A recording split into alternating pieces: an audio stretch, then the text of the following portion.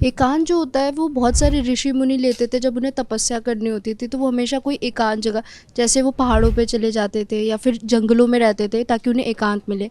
तो जब वो एकांत में होते हैं तो क्या उनको अकेलापन होता है, क्या उनको खुशी होती है फिर? मुझे लगता है कि ये बात तुम्हें पूरी तरह से पता नहीं है। आपके प्रश्न में भी कन्फ्यूजन है और समाज की नज़रिए में भी कन्फ्यूजन है। ऋषि मुनि कभी भी एकांत में नहीं जाते।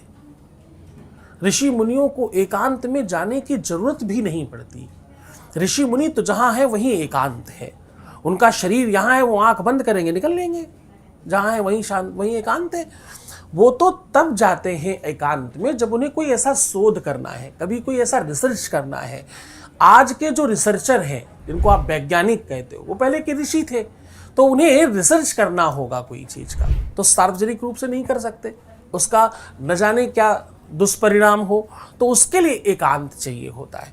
आप अपनी मनसा, अपना प्रश्न और अपना उद्देश्य, ये सब चीजें समझोगे तो तुमको समझ में आएगा एकांत का उद्देश्य क्या है।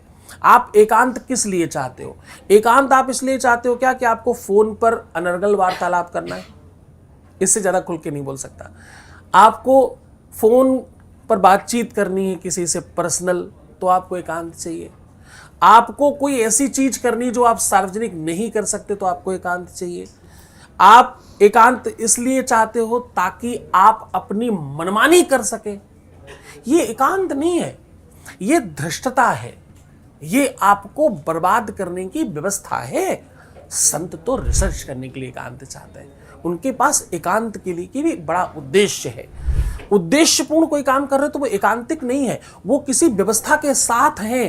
तो आपका मन आपकी बुद्धि कैसे चलता है? आपका मन और आपकी बुद्धि आपके उद्देश्य के अनुकूल चलता है। आप किस निमित्त हैं, आपको पता कहाँ लगता है आप एकांत में हो? आप कभी कभी खूब लोगों के बीच में बैठे होते हो पर फिर भी गुम हो जाते हो। लोग बोलते हैं कहाँ ध्यान है? तो बस यही एकांत है। वो साधना में चले जाना, यही तो एकांत है। उद्देश्य अगर क्लियर होगा तो एकांत भी सबके साथ है, और उद्देश्य क्लियर नहीं है तो सबके साथ रह करके भी आप एकांत में। तो मुझे लगता है आप उस विषय को उसी आधार पर समझो। और साधु संत तो अपन है भी नहीं, हम लोग तो गृहस्थ लोग हैं, घर में रहने वाले, तो बच्चे तो पढ़ने वाले लोग हो। तो तुमको तो एकांत चाहिए ही नहीं। पढ़ाई के लिए भी जब तुम बहाना करके एकांत करते हो ना, तो पढ़ते ही नहीं हो। क्या कह रहा हूं मैं?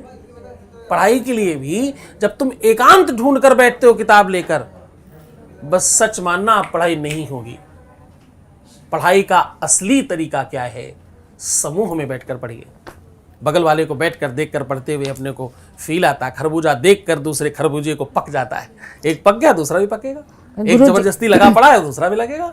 एकांत में कहां मन लगेगा? मन को जितना आप एकांत दोगे वो उतना ज्यादा उन्मादी हो जाएगा। क्या होगा? मन को एकांत दिया तो मन क्या होगा? मन उन्मादी हो जाएगा, मन तुम्हारा निरंकुश हो जाएगा, मन तुम्हारा उत्पात करेगा, और मन तुम्हारा व्यसन में लगेगा, मन तुम्हारा गलत दिशा में भागेगा। उसे रोक पाना किसी की बस की बात नहीं। संत नहीं रोक पाते, महंत नहीं रोक पाते, दुनिया की कोई ताकत नहीं रोक पाई। तुम कहां से रोक पाओगे? तुम तो अभी नन्हे पुष्प हो।